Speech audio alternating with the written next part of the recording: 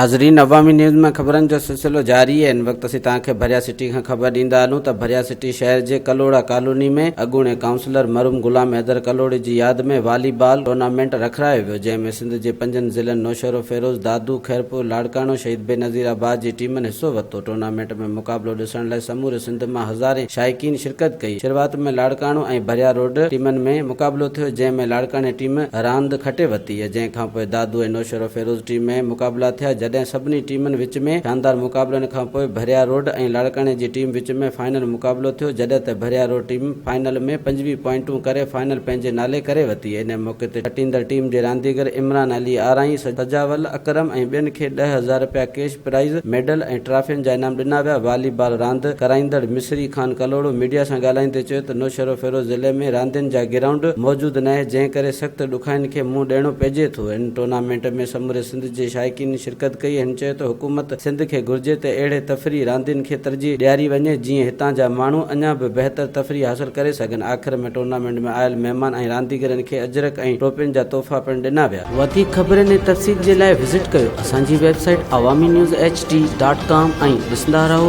Awami news HD।